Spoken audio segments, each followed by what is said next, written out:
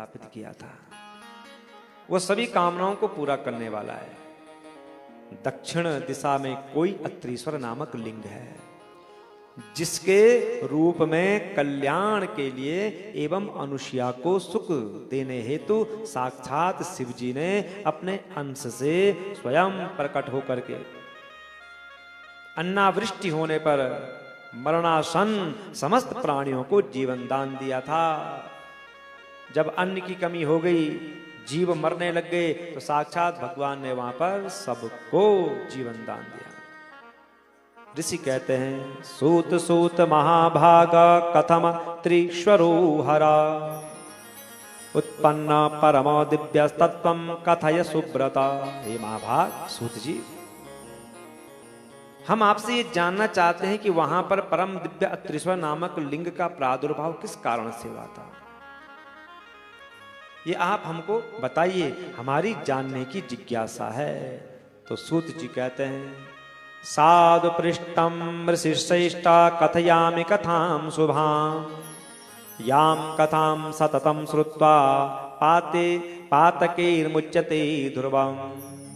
हे श्रेष्ठ ऋषियों, आप लोगों ने बहुत ही सुंदर प्रश्न किया है कि भगवान शंकर वहां पर प्रकट क्यों हुए।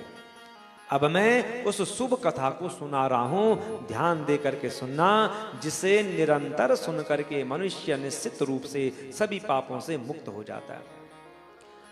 चित्रकूट समीपेस्ति तपसाम हितदम सता तत्र च ब्रह्मणः पुत्र यते नामा ऋषि स्वयं।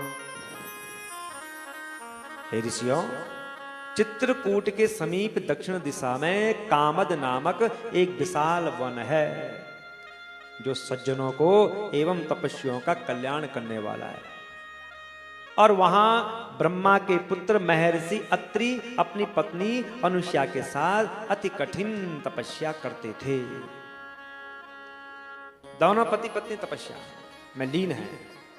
और पहले किसी समय की बात है, दुर्भाग्य से जीवों को दुख देने वाली 100 वर्ष की भयानक अनावृष्टि हो गई। 100 वर्ष। एक दिन किसी को खाना नहीं मिलता तो कैसे बेचैन हो जाता है। एक दिन तो छोड़ो, 1 मिनट में भी अगर कुछ न मिले खाने के लिए तो कैसी हालत हो जाती है। तो 100 वर्ष तक अनावृष्टि, 100 वर्ष तक। उस समय सभी वृक्ष पत्ते तथा फल सूख गए थे। नित्य कर्म के लिए भी कहीं नाम मात्र का जल नहीं था। आचमन करने के लिए भी जल नहीं दिखाई दे रहा था। चारों ओर अतिशय दुखदायक महान हाहाकार मच गया। भूख से लोग मरने लग गए, प्यास से लोग मरने लग गए।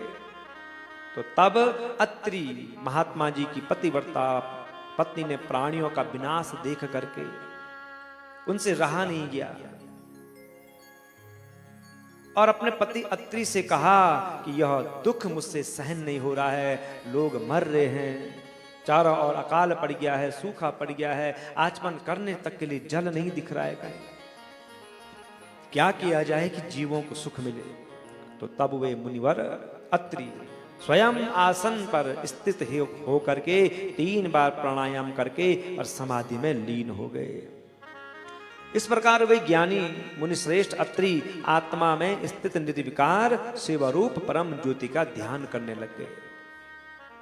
तब गुरु के समाधि में लीन हो जाने पर उनके शिष्य भूख के मारे, अन्न के अभाव से अपने गुरु को छोड़ करके दूर चले गए कि गुरु जी तो समाधि में बैठ गए, हम यहाँ भूखे मरते हैं, क्या होगा। गुरु जी को छोड़ दिया। तो तब वे पतिव्रता अनुसुईया अकेली हो गई और वे प्रसन्नता के साथ निरंतर उन मुनिश्रेष्ठ की सेवा करने लग गई।